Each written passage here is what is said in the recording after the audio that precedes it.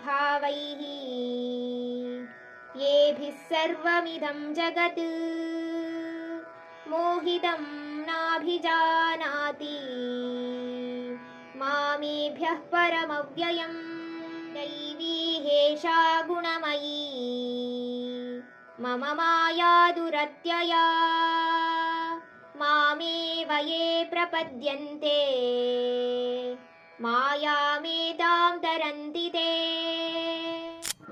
ಈ ಇಡೀ ಜಗತ್ತಿನ ಎಲ್ಲ ಜೀವರಾಶಿಗಳಲ್ಲೂ ಇರುವ ಪ್ರಕೃತಿಯ 3 ಗುಣಗಳು, ಅದೇ ಸತ್ವ, ರಜಸ್ಸು ಮತ್ತು ತಮಸ್ಸು, ಇವುಗಳು ತಮ್ಮ ಮೋಹದಿಂದ ನನ್ನ ಅಸ್ತಿತ್ವ ಇರುವುದನ್ನು ಮರೆಮಾಚಿಬಿಡುತ್ತೆ. ಅಂದರೆ ಇವುಗಳು ಎಲ್ಲ ಮನುಷ್ಯರಲ್ಲಿ ಇರುವ ತನಕ ಪರಮಾತ್ಮನಾದ ನಾನು ಯಾರು ಅಂತ ಅವ್ರಿಗೆ ಅರಿವಾಗಲ್ಲ. ಇಲ್ಲಿ ನಿಮ್ಗೊಂದು ಡೌಟ್ ಬರ್ಬೋದು, ಸತ್ವ ಅಂದರೆ ಪ್ಯೂರಿಟಿ, ಅಂದರೆ ಶುದ್ಧತೆ.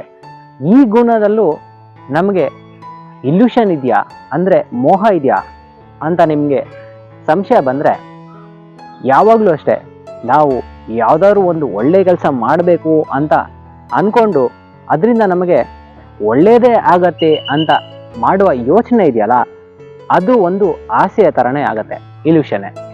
ಅದರಿಂದಾಗಿ ಸತ್ವತೆಯಲ್ಲೂ ಇಲ್ಯೂಷನ್ ಇರುತ್ತೆ ಅಂತ ಇಲ್ಲಿ ಭಗವಂತ ಹೇಳ್ತಾರೆ.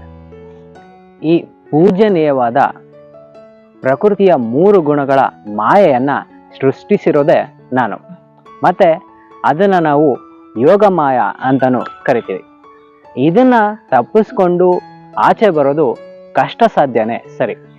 ಮತ್ತು ಇದಕ್ಕಿರೋದೇ ಒಂದೇ ಒಂದು ದಾರಿ, ಅದು ಯಾರು ನನ್ನ ಪೂಜಿಸ್ತಾರೋ, ನನ್ನನ್ನೇ ಧ್ಯಾನಿಸ್ತಾರೋ ಅವರ ಕೈಯಿಂದ ಮಾತ್ರ ಈ ಪ್ರಕೃತಿ ಗುಣಗಳ ಮಾಯೆಯನ್ನು ದಾಟಿ ಬರಲು ಸಾಧ್ಯ ಅಂತ ಇಲ್ಲಿ ಭಗವಂತ ಹೇಳ್ತಾರೆ.